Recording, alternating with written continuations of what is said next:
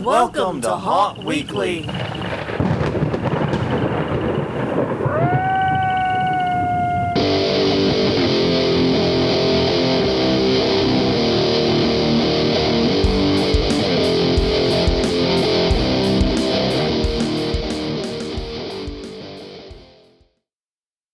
Hello, everyone. I'm Jonathan. I'm Crystal. And this is Haunt Weekly, a weekly podcast for the haunted attraction entertainment community. Whether you're an actor, owner, or just plain aficionado, aim to be a podcast for you. And we return to you with episode 469, 4 times as nice, to bring you the seasonal favorite topic, scams.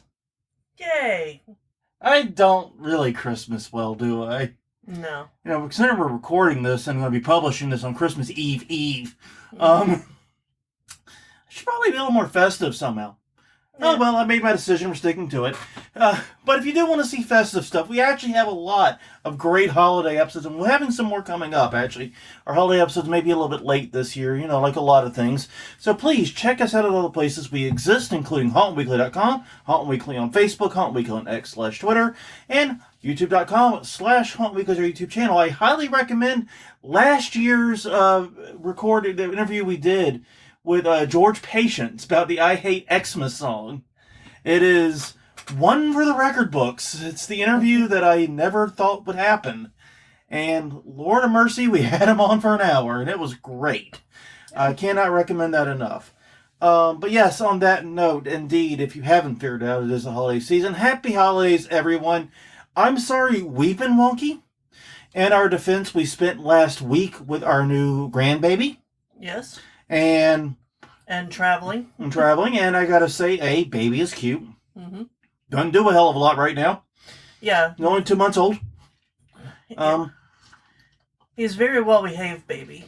Yeah, no kidding. We have a family tradition of going to melting pots sometime in the holidays, and it's gotten difficult for us because there's no melting pots in New Orleans, but there are a couple in St. Louis. And I was very worried about taking a baby to a nice restaurant like the Melting Pot. I had nightmares. That little guy, he just laid there and slept the night away, and I don't think he noticed a damn thing. No, in his little cute reindeer costume. Oh, his little cute reindeer costume. And he had the glowworm, so it looked like he had an ominous glow coming from the carrier constantly. Yeah. It was actually kind of adorable. He looked like the briefcase in Pulp Fiction when they open it up and it closed and they shut it. It looked like that.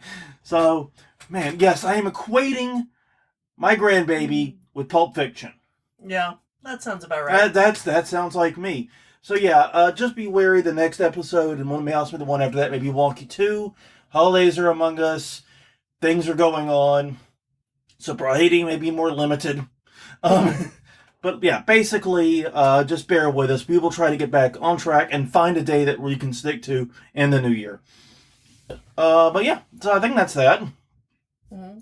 We didn't do anything for the haunt last week. We were out of town. Yeah, we did go and see some Christmas lights, including one of the big Christmas displays where they sync all of the lights to music. Yeah, it was actually really interesting. We did 2 light displays back to back. The first was Our Lady of the Snows. Yeah. Which is this big, I don't know what the hell it actually is, but it's a big, it's a drive-through Christmas light display. Mm-hmm. And it's absolutely mammoth. And they put lights on these giant trees and do arches and have lots of things they put up. And it was really, really pretty, if completely confusing on where to drive. Mm-hmm. It's a shrine. Yeah. It's a shrine. Okay. Yeah. It's the shrine at Our Lady of the Snows. And it was gorgeous. But when we were looking up holiday lights in and around the St. Louis area, we found one that was like 5 to 10 minutes from there. Right. And specifically we were interested because, if you've ever pulled up those YouTube videos, you've seen like the talking Christmas tree, or in our case, butt plugs. Uh-huh. And I'm sorry, they are not Christmas lights. They are butt plugs. You are not convincing me otherwise ever. Yeah. I'm convinced those are Christmas butt plugs. But you see those, like the talking ones synchronized to the music. They all use a similar system, pretty much. Mm-hmm. And we had never actually seen one in use. I don't think anyone locally does it. No. No. Well, we saw something different. Synced lights, but not those. Yeah. Not on this scale. Yeah. For sure. And that was the thing, is like we put in the address, we leave the Our Lady of those, and we just start going into what I think is the killer country. It gets more and more rural, and we get to this house, and it's a regular size house. Yeah, it's the White's family Christmas display in Belleville, Illinois. Yeah, it's a decent house, but it's a regular house with a giant front yard. Yeah. Like, I do not want to mow that fucker ever. Not at all. And they covered the whole thing with these synchronized Christmas lights, and I just stood there in awe. I did enjoy the fact they had a little photo op, which I thought was really clever.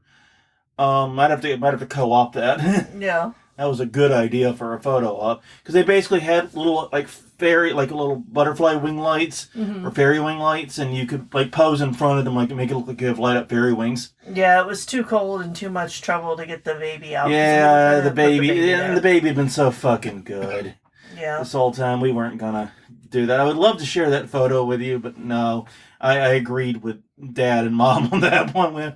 The humans were struggling with the adult humans. I guess he is a human, but the adult humans were struggling with the cold enough. We didn't need to bring the baby into it. Yeah.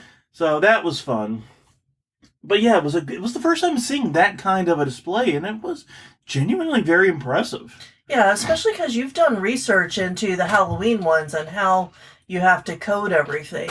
Yeah, I think there's a system out there that helps with a lot of that. Right. But you still have to bring it all together. And if you want to make your own display, dear God, the coding that goes into it is so much. I mean, and this is just the way I am. Whenever someone sees a display and I see one and I know it's not one of those kits, not that I'm disparaging the kits by any stretch, but every time I see that it's a custom display, everyone's like, how long does it take you to hang up those lights? I want to ask, how long did you sit in front of the fucking computer? Because Jesus, that had to take forever. But yeah, it was really cool. But those were the only remotely haunt-related things I think we did. Yes. Unless you consider Melting Pot haunt-related in some way. I don't know. It has its own kind of horror to it. I mean... Anyway, anyways, most weeks we ask a question of the week. I, with the travel, forgot to publish it. And so I'm just going to repeat last week's question. We could be the question of 2 weeks now, which is, how do you keep Halloween spirit alive during the winter holidays, whether it's Christmas, Hanukkah, Kwanzaa, solstice, whatever. Festivus. Festivus for the rest of us. Whatever. Whatever you do, how do you keep the Halloween spirit alive during those days? For us, it's, like I said, a lot of Christmas horror movies, and in general, just trying to take the opportunity to get things for the haunt. That, and we get a lot of Swiss Colony. Yeah. Okay. There's a lot of snacking. Yeah, there is a lot of snacking. I will admit that is true, too. So, yeah, let us know at all the places we exist. HauntWeekly.com, Haunt Week on Twitter, Haunt Week on YouTube, and YouTube.com/HauntWeekly. All right. So, I've been wanting to do this topic for a while. And since we were traveling, we didn't have time to really come up with something and make all the arrangements we wanted for this week. So this is definitely kind of an, oh shit, Jonathan had this idea in his back pocket and pulled it out moment. But it's a very important topic, I think. And now's actually a good time to talk about it, because you'll see a lot of these scams right now, but in different fields. And this is a chance to catch them and sort of see how they work. So yeah, we got 6 different types of scams that haunted attractions need to look out for. What they are, how they work, how they get you type thing. And then we're going to give you tips for avoiding them. I do want to give a shout out to our girlfriend Ellie for helping with some of this. I talked with her about some of these before, and she provided some great insight on ways to avoid it. She works for a major bank. And actually works in the fraud division, or works with the fraud division, I should say. With is technically the correct term. And so has a lot of the training relevant to this.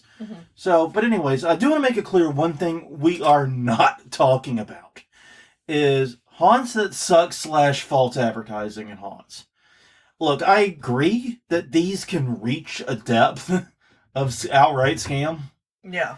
And I've been to a few haunts that I definitely felt scammed as I left. And most of those haunts ain't there no more, so Mm-hmm. Apparently, you can. It is true what Ogilvy said, that good marketing can sell a bad product once. I think he might have had a point about that. But yeah, and to me, like, one of the worst things that happens here is when you use images that aren't from your haunt and aren't your characters. Right, or videos. Images, videos, any kind of media that doesn't accurately portray the experience. Yeah. I also specifically don't like it when you make promises that you can't or don't fulfill. Mm-hmm. Like, and this is the thing, when you study advertising, that's my actual background, there's a word that advertisers use called puffery. Mm-hmm. And it's puffery is you're allowed to puff out and beat your chest and claim to be things. Yeah. And so haunts, I mean, I don't agree with saying it. I don't think it's a smart thing to say. But you can say, you're the scariest, the most terrifying, the jaw-dropping experience, things mm-hmm. like that are subjective. Because what's scariest to you is not going to be scariest to me, will not be scariest to them, will not be scariest to your brother and your sister, and so on. So basically, there's no way to prove or verify that. Mm-hmm. You know what I mean? There's no one can call bullshit on it, because someone is going to find you the scariest. If all your haunt is that you bring out a rabbit on a leash, someone that's terrified of rabbits is going to shit themselves at that haunt and call it the scariest one they've been to. Mm-hmm. I guarantee you. So basically, everybody's haunt is scariest to someone. And that's not even an exaggeration. But objective claims need to be backed up. You're the longest, the biggest, most number of actors, mm-hmm. whatever, those got to be backed up. But yeah, still not going to discuss this in detail, because the haunts, because these aren't scams in the traditional sense, it's just bad advertising. Right. And shitty haunts. Yeah. And it's hard for me to think of them as an outright scam when I don't think you go into it with I hope you don't go into it with the intent of scamming people. You're just trying to make the best haunt and do the best marketing you can, and the two mm-hmm. don't align. What about the Willy Wonka experience? Oh God. Where does that fall in the scam line? Well, they used AI-generated images. Yeah. So we're already in trouble there. They clearly used fake images. That is definitely a scam. Yeah. And I mean, and that's like the funniest thing about the Willy Wonka experience mm-hmm. is you go through the things they promised. Uh-huh. They did actually deliver each and every one of them, even if it was a half shot of lemonade and a single jelly bean. I mean, yeah, it's like the greatest example, other than the AI images and all that bullshit, it's like one of the greatest examples of our technically the truth. Yeah, we gave you a jelly bean. Yeah. Fuck you. That's a snack. It's a snack. It's a candy. Yeah, it's even sweet. Look, shut the fuck up. Yeah. And don't tell me you got the lemon one. Shut up, Junior. Go away. Licorice. Ugh. Mm-hmm. Jesus Christ. Yeah, it feels so bad for the people working at that. No. So bad. But yeah. So yeah, we're not talking about that. Mm-hmm. And so the first scam we want to talk about is one that is very, very prevalent in the haunt industry. It also impacts other ticketed industries, but it's been especially targeted at the haunted attraction industry lately. It's the quote-unquote free ticket scam. Mm-hmm. Now, this one basically targets the customers of a haunted attraction. In particular, those that interact or engage with it on social media. And even though it's the customers who get ripped off, it's the haunts that end up really paying for this, because it's their reputation who takes the biggest hit here. I mean, yeah, customers might be out some money, but the haunts will have the lasting damage a lot of times. And we've actually seen this cause some real harm in that area. So basically the idea here is simple. Strangers, often with fake accounts that are made to look somewhat like your account. They like if you're like Bernie Baxter. Obviously, we don't sell tickets, but if you ever saw a Bernie Baxter ticket on sale, yeah, that'd be a good example of a ticket scam. We don't sell tickets. We're free haunt, but they might set up a haunt that says Bernie Baxter giveaway or Bernie Baxter ticks or something like that. Yeah. Or Bernie Baxter 2 or just Bernie Baxter and try to pretend to be the actual account. Yeah.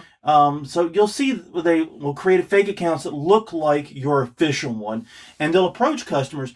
either in the comments and replies, which that's just a bold fucking strategy with a lot to unpack, or messages, direct messages to them. I've also seen ads for them for fake ticketing. Yeah, and we've learned that we have to be careful when searching for events, because we're in a city that has a lot of events. To make sure to go to the source to get the tickets, because there will be scam sites that pop up. Yeah. In the searches. Yeah, absolutely. And so for us, one of the things that we do as customers to guard against this is we completely bypass the social media accounts, the event pages, and all that stuff, and just go straight to the .com of the event, or the event space or whatever.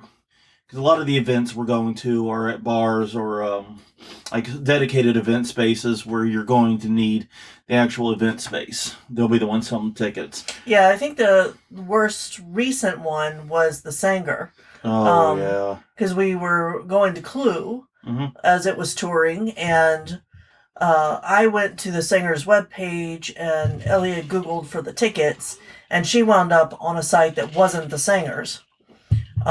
And I'm like, that site doesn't look like this one. Yeah, and it may have been a legitimate site just feeding the Ticketmaster. It may have been, but we have no way of knowing that. Exactly. And we're not going to take that fucking chance. Well, and whenever I pulled up the tickets on the Sanger, they were about half the price of the other site. Well, there you go. Yeah. So they're just doing referrals then, or, yeah. Yeah. Which that's its own level of bullshit. Exactly. So basically, there's sites that will claim to offer, maybe like I said in cases like the Sanger, even sell, but it's less common with haunts that they would just be a middle person like that. Right. Because, like I said, that site was probably going through Ticketmaster somehow. I think it's Ticketmaster the Sanger deals with. But yeah, basically they will pretend to be officially you in some capacity and sell your customers tickets that are either A, overpriced, or B, just not real. Yeah, they don't exist. And we've even seen a variation of this. There's two variations of this that are very common in the haunt industry. The first is if there's a contest for tickets, or even rumors of a contest for tickets. They'll approach people saying, "Hey, you won! You get free tickets to blah, blah, blah haunt. We just need the processing fee. We just need you to cover the transaction cost and processing fee." And so they pay $20 or whatever, and then don't get tickets, and then they get pissed at you. Yeah. And the other one is if an event like a haunt sells out one night, these pages will then pretend to be ticket holders who are trying to resell their tickets. Right. Lost Souls actually had a problem with this a few years ago. I don't know if it's still a problem, but I remember Japes talking about it. Yeah, basically they had nights that were completely sold out, and people went on social media and went, "Oh man, gee golly willikers, Mr. Wilson, I wanted to go on that night." And then they get a DM from whatever random bullshit, and it's like, "Hey, I got 2 tickets for that night and I can't go. Would you like to buy them?" And no, they don't have tickets. And we'll discuss how Lost Souls defeats this in just 1 minute when we talk about ways to avoid it. But yeah, this is a really frustrating thing because this is something you as a haunt can get blamed for, even though it is completely not your fault. Right. You didn't tell these people to do this. You didn't tell these people to go to third-party sites. You didn't tell these people they were a winner. Scammers did, but believe me, it will be you who draws the heat, or the very fucking least, the one who gets the angry questions about it initially. Or the extra people showing up, and there's no space for them. Exactly. It's going to be a headache for you. So yeah, this is primarily targeting customers, but it is a huge headache for haunts, both when it happens and long term. Because here's the problem. Some people who get scammed never fucking get it. Yeah. Never fucking understand what happened. And it boggles my mind because it's like, you got obviously scammed. Don't blame the victim, but here's how it happened. Can you see how they are not at fault for this? No, they cannot make that particular leap there. Right. So, yeah. So how do you avoid this, or do what you can to avoid it? Well, first, I hate to say this, genuinely from the bottom of my soul, but don't do social media contests. They're just too vulnerable. I think social media contests can be a great way to get engagement, and maybe or at least don't do social media contests for free tickets, I should say, because you might be able to offer, like a discount code or something like that. Or some kind of special experience if you win. Yeah, something like that. And you might be able to tone it down, but free tickets in particular is very problematic. And if you do want to hold a free ticket contest, do it via email newsletter, an email record that you collect, and you hold the data, and isn't just public on Facebook or Instagram or whatever, or TikTok or all that stuff. So, yeah, just don't do social media contests. They're too fraught right now. Second, the Lost Souls approach. Don't make the tickets transferable, or at the very least, require that they approach you about making them, to transfer them. Yeah. This was a move Japes made for Lost Souls, and I just thought it was fucking brilliant. Yeah, and both Lost Souls and, other people who have run into this, like I've seen several bands that post warnings to their customers. Hey, we're sold out. Only check our site. Only come to this link. And it's from their direct social media. Yeah. It's not from some weird account. Yeah, which plays directly into the third thing, which is warn your fucking customers. Exactly. Give them the heads up that this is happening and that you know it's happening. Make it a pinned fucking post if you have to. Get it out there that this is going on and that you can't control it, and that these are the legitimate places to purchase tickets and transfer tickets. Tell them where the legitimate sources are, which brings us into the fourth one. Make sure your legitimate sources for tickets and information and all that shit are clearly lined up. I cannot explain that enough. Basically, it's so frustrating that this happens. I hate that haunts have to go through this, but yeah. And the final thing you can and should do is keep searching for imitation accounts. Look for your haunt name, if you have one that's unique enough that you can do this with. And if you see impersonation accounts, report them. Report them for copyright infringement if they're stealing your logos and they're stealing your photos and shit. Report them for imitation. Report them for scams. Report them for whatever the fuck you can. Take it from me, the first report to Facebook rarely works. It's usually like the fucking 10th. But hit them with everything and have multiple people do it. Just fucking blast meta with this until they finally go nuclear and nuke the son of a bitch. All right? That's what you got to do. I hate that it involves that. It really shouldn't take that, but this is the reality. Because we just had a good friend of ours deal with an impersonation account that was impersonating just an individual. Yeah. Wasn't even a fucking page. Just a person. And trying to use her name and her image to scam people. And it was such a bastard to get that taken down. I'm still not happy about that. Yeah, and at least 3 of us reported right away that it was a scam as soon as it was created. And Meta did a shadow ban or something on it, but did not remove the account till a few other people. It was crazy. Our second scam. Yeah, good old-fashioned credit card fraud. Ah, the classics. Yeah, which, there was that Riff Tracks that we watched. On Guard Bunko. Yes, On Guard Bunko. Which, by the way, is free on YouTube if you want to check it out. I do recommend the Riff Tracks version. Yeah, but it will teach you that most scams have been around a long fucking time. There's no new scams, just new delivery methods. Yep. It's what you learn. Yeah, but this is an easy one for scammers to steal credit card information, and you can get hit with the chargebacks. Yeah. And this means you can lose money when they come. Yeah. This one really sucks because you can do nothing wrong, but because of the way your system's structured, when the chargeback hits, you lose the money that was charged plus extra. And that really hurts because now it's not like you got nothing out of it. You now lost money and it really does suck. because haunts do have high transaction amounts. And the other thing that we don't talk about is if there's a lot of fraud on your accounts, they can be shuttered. Or you can get stuck with higher transaction costs. I mean, you do not want to be known as a high fraud account.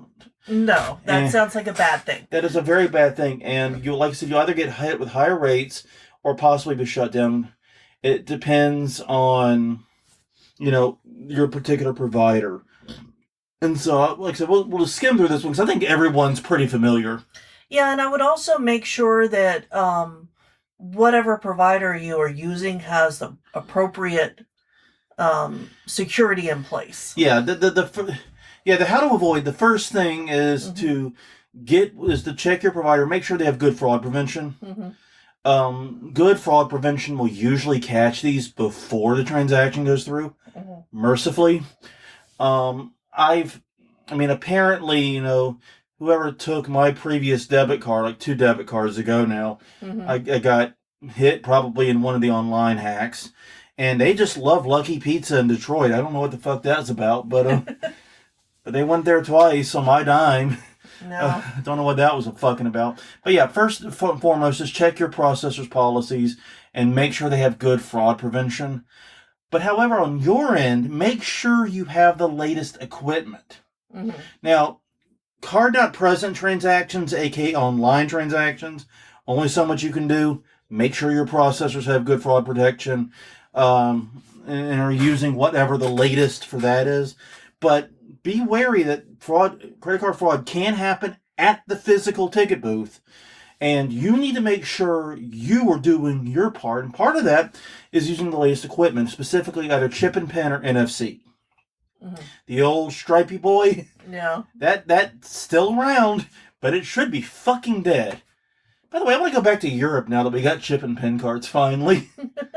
Yeah. Yeah, because the last time we were in Europe, we had old stripey boys. Even though chip and pin was becoming popular in the U.S. at the time, we still had the old stripies, and we got so many rolled eyes. Ah, you fucking Americans!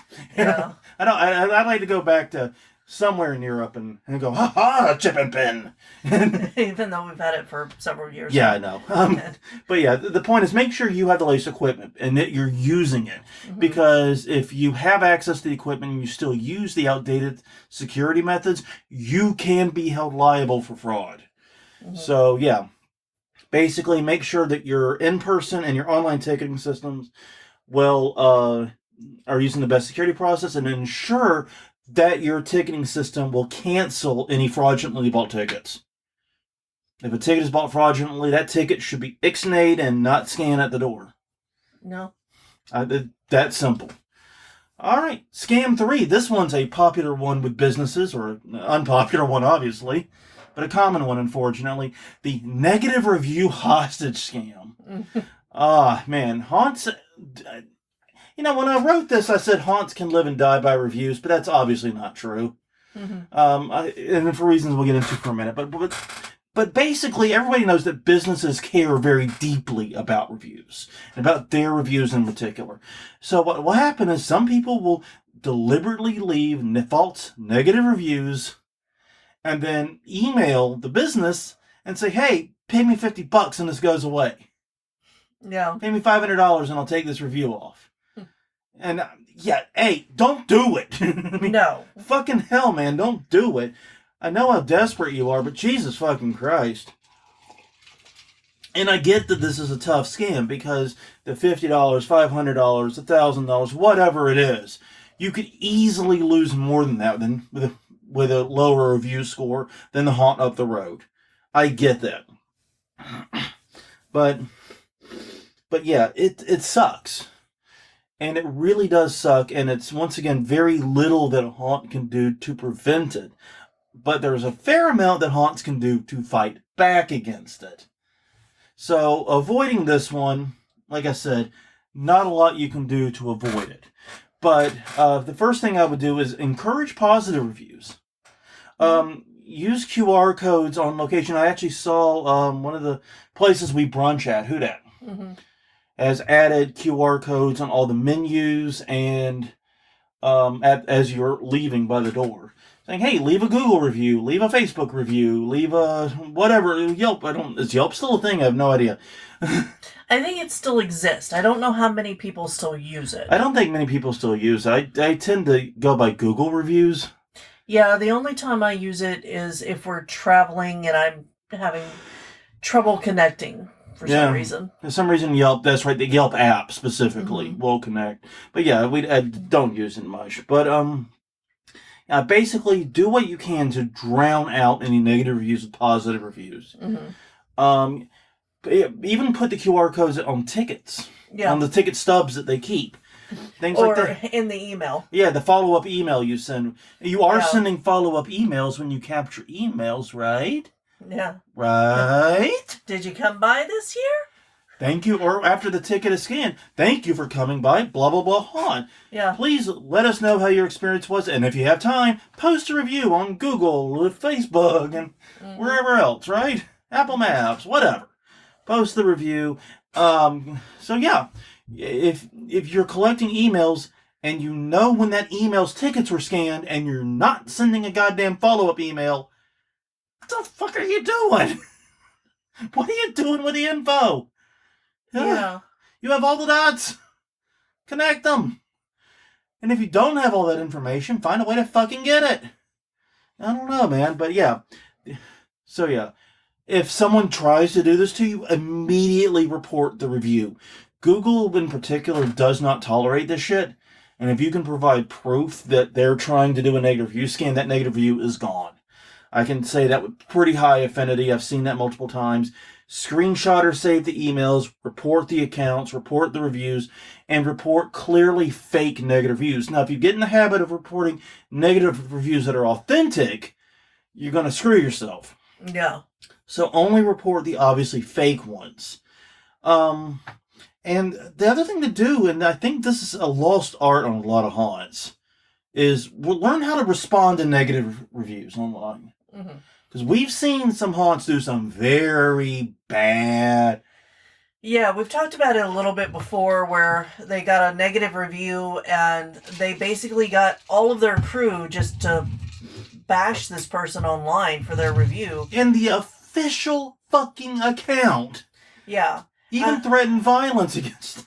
Yeah, and this person had gotten hurt at the haunt, and that's not the way you handle that. And from the sound of the review, they may have blown the issue a little bit out of proportion, but they had a legitimate issue. Yeah. And it was real, and it was a problem. And I will say, knowing this haunt, it is a problem with that haunt. Like, I can totally see this happening.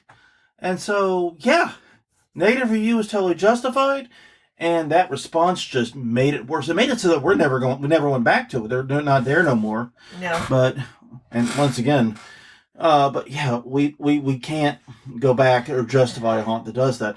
Yeah, we stopped going after that. Yeah, we stopped going after that. They were open for a few more years. We just didn't go. But learning how to respond to negative reviews, is a huge deal. Because I know when I see a 1-star review, the first thing I look for isn't the review. It's the response to it. And if the response is genuine, hey, we're sorry we had a bad experience. We don't feel that this is the typical experience, but how can we make this right? Give us a chance to work with you. Something like that. I think much better about the haunt, and I pay less attention to the numeric score because I know this haunt is invested in trying to fix the negative experiences that have come through it. That to me is way more important than having a 4.9. Is a haunt that's dedicated to improving. So, yeah, learn how to respond to negative reviews. Try not to worry about it too much. Some haunts really do take this shit way too far. And if you've got those auto responses on for every review that's posted, we notice. Yeah. Like, people notice that. They know that you're not really as invested as it makes you seem. Yeah, I agree. Yeah, and realistically, outside of like super special positive reviews, like if someone gives you a 5-star saying, I proposed to my fiance there, now fiance there, that's an appropriate positive review to respond to. It's like, Oh, congratulations! Yeah, congratulations. Would you like to hold your wedding at the haunt? Yeah, let us know if there's any way we can help make your wedding more special. That's a perfectly fine positive. But if it's then you share that review onto all your social medias. Yeah, that's fine. But if it's just a positive review that says, yeah, I had a great time, woo! Just leave that one be. It's fine. It's a good review. Don't chance it. The only ones you need to respond to are the negative ones and the super special positive ones. No. Don't try to respond to every review because not every review calls for a response. Mm-hmm. Especially the ones that are positive. You might fuck it up. Mm-hmm. And also, be sure to focus on marketing and advertising too. This is what you control. Mm-hmm. And this is where you get to control the message and set the narrative. It's incredibly powerful. Yes, it costs money, but you can't ultimately control reviews. So, yeah. Okay, next one. Oh, you dealt with this one. Scam 4. Fake invoice scams. This impacts all types of businesses. But a lot of haunts get this too. And the reason... Basically, people who are good at this will send you invoices for shit that look legitimate right at your busiest time. They will catch you at your most hectic. Yeah. That's what they're trying to do. So that you say, oh, I've got an invoice. I better pay that. Yeah, and they'll especially flag it as urgent or overdue, past due. Last chance. 3 days before the service is discontinued. Mm-hmm. All the good shit. Yeah, and what's really... And then the scam is simple. Mm-hmm. They're invoicing for nothing. Yeah. They're literally just shooting out invoices, hoping that you'll pay them without questioning them.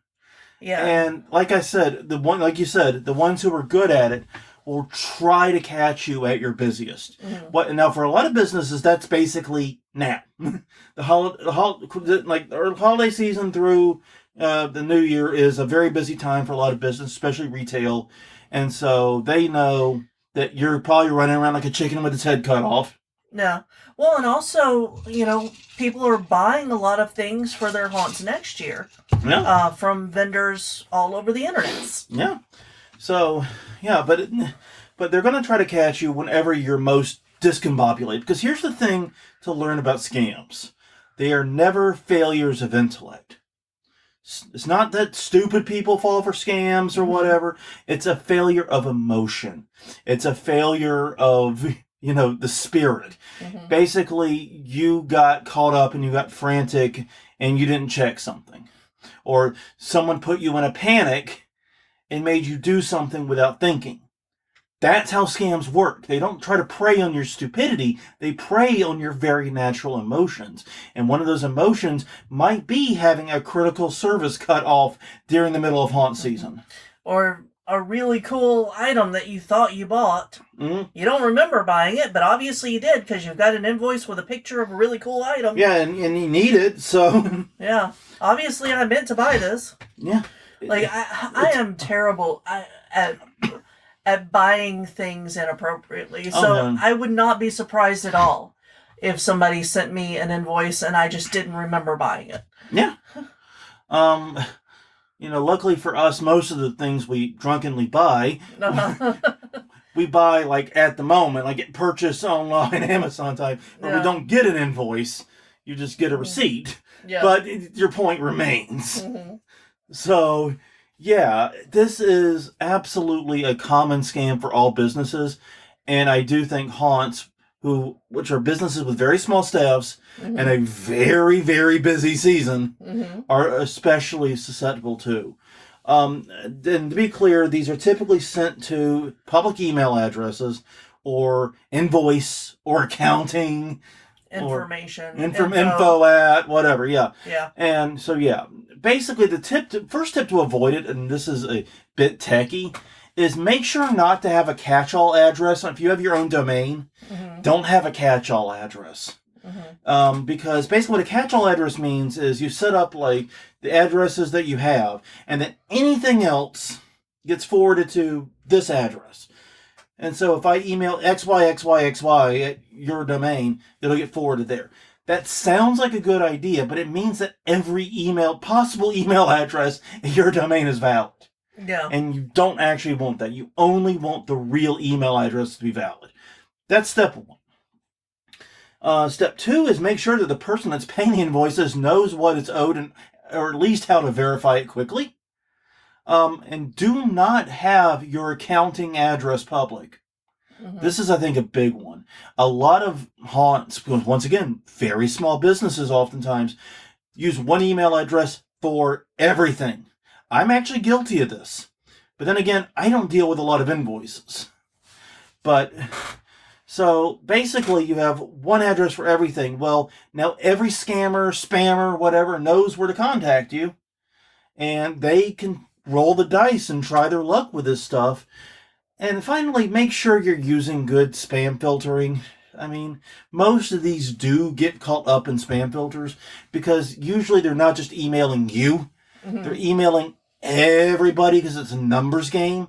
They know 9,999 people out of 10,000 aren't going to pay it, but one might. Right. And that's the goal, is to send out the number so that someone does pay it. And if they catch you at the wrong time, when you're discombobulated, you're stressed, you're near that emotional breakdown during the middle of Hell Week, you could be vulnerable. Like I said, scams don't prey on stupidity, they prey on emotions. Mm-hmm. And that's why they're so effective. Number 5, the classic marketing scam. Mm-hmm. Now, here's the thing. We've all gotten the emails, we've all gotten the DMs, we've all gotten the comments, and we've all got everything else that says, pay us to get 10,000 new followers. Mm-hmm. Got some news, buddy. These are scams. Yeah. These are scams, and they'll promise big, big things. Pay us $59, we'll get you 10,000 new followers, like that. Yeah, here's the thing.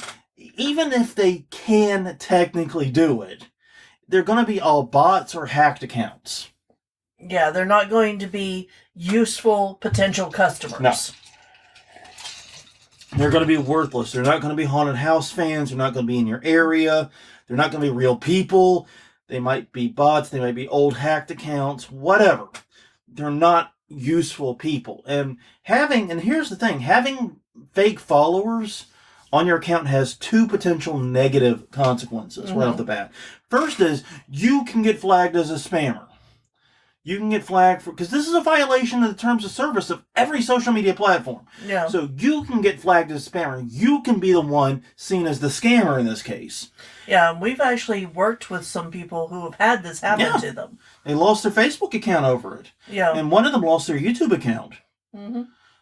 The other thing that can happen is, even if you don't get flagged, like I said, these people don't give a shit about your content. No. They're not real. So what happens is, when you post something on Facebook, just to use an example, all social media is algorithmically driven, does this.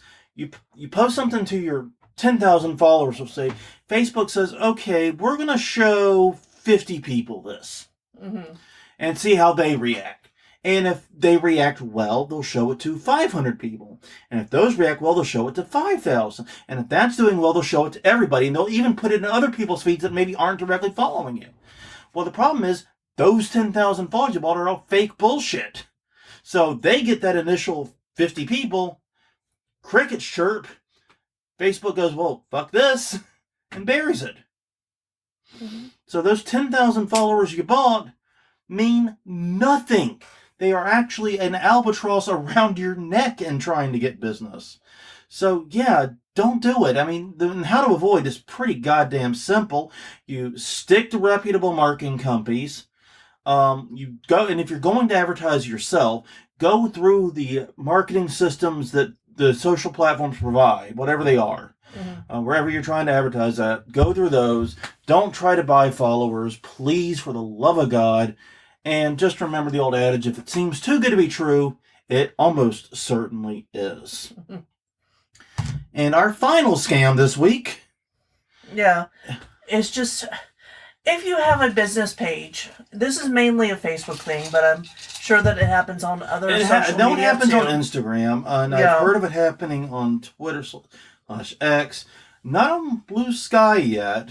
Right. And not on LinkedIn yet, but those aren't particularly relevant to hunters anywho right now. Yes, but if you have a business page, you will get a notification that your page is about to expire. And if you don't do such and such in the next 24 hours, you're going to lose your account. And it often comes in the form of either a terms of service violation or a copyright violation. Mm-hmm. And I can tell you from experience that the most common time that you're going to get these is when you're running ads. Mm-hmm. Every time I run an ad, either for Bernie Baxter or Yarnola or any other pages I run, mm-hmm.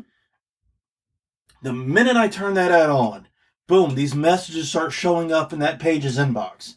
And they have big scary icons. Sometimes they'll use, the Facebook icon. Sometimes they'll use the exclamation point with a triangle around it. And things like that. They will do everything they can to make it clear that your page is going to be shut down. And here's the thing. Oftentimes in messages, I should be clear. Yeah. And sometimes they'll come in a tagged post. Right, or as a comment. Yeah. They'll get it to you any way they can. The tag post one is really fucking annoying because that one can show up on your feed. But basically what will happen there is this account will be deleted. You'll see the message and then it'll be like 1 billion enters. Yeah. And then at the bottom, all these pages are tagged, including yours. And so you just go, remove tag, fuck off. And report. And obviously report, yeah, but. Because that is the theme of this episode is report, report, report. And one thing that, I know people are going to say, well, Facebook doesn't do anything, but they say, you know what? Oftentimes you're fucking right, and I agree. But here's the thing, if you don't report, you don't get to complain when Facebook does nothing, and I'd rather fucking complain. I'm a very good fucking complainer. I'd like to exercise my rights here. Mm-hmm. So yeah, I'm gonna bitch about Facebook not taking down the copyright scammers. They annoy the shit out of me. They make my job a living fucking hell sometimes. Mm-hmm.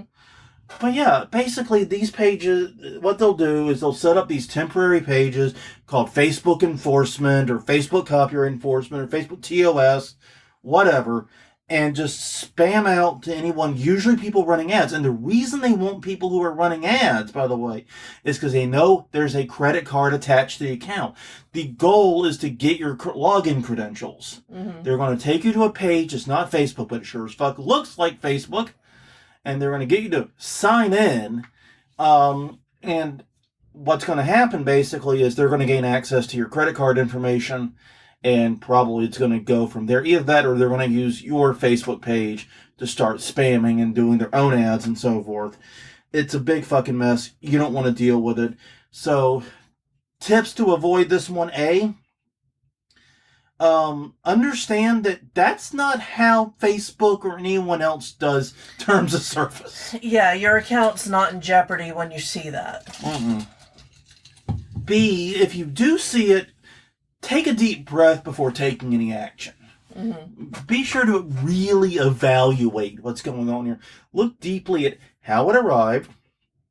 Because if it arrived via a comment or a direct message or a tagged post, it ain't real. If you're running a business page, it's going to appear in the business center of your site. It's going to appear. There's actually a special tab for it on the business page for any TOS or other issues. Right. So, yeah, check there. See if it's there. If it's not there, tell them to fuck off. Report them fuck off. Sorry. But, yeah, so calm down. But also make sure you have two-factor authentication on all administrator accounts. Mm-hmm. Because basically this will help harden so that if the username and password does get out, they still don't have a linear path to getting into the page itself. Mm-hmm. So, yeah. Beef up your security practices, have your two-factor enabled, and learn what it looks like when Facebook, Instagram, whoever, actually wants to hit you with a terms of service violation. So those are 6 common scams haunted attractions have to deal with. It really sucks. You mentioned it earlier, but I do really and truly recommend On Guard Bunko, Bunco. Yeah. Is the name of it. It's the original short is on YouTube, but so is the RiffTrax version. Honestly, just get the RiffTrax one. It's funny and you'll learn something. Yeah. It's funny as hell. It's actually a really good riff. But basically, you'll learn, like I said, there are no new scams, just new delivery methods of old scams. It's like it was crazy. It's like, wait, that's the fucking, Nigerian prince scam. Yeah. Door to door. Exactly. It's like, holy shit! People not used to email this, they used to go knocking on your door to tell you about it. Holy fuck, this is crazy. Yeah. Yeah, it's from like the 50s, 40s or 50s. It was very enlightening. Yeah, because like I said, there's no new scams, just new delivery methods. It's crazy. And man, scammers, go on them. You're like the Hallmark movies. Maybe someday you'll invent a second plot. But on that note, everyone, thank you very much for joining us for this past hour or so. I do hope it has been useful, and I hope it helps you avoid the fucking dirty scammers. Please do check out other places that we exist. We're at HauntWeekly.com, Haunt Weekly on X, formerly known as Twitter, Haunt Weekly on Facebook, and YouTube.com/HauntWeekly. Also, catch us wherever you get your podcast from. Until next time, I'm Jonathan. I'm Crystal. And we will see you all next week, hopefully with something a little more festive. Maybe. I don't know. We'll see. See you then.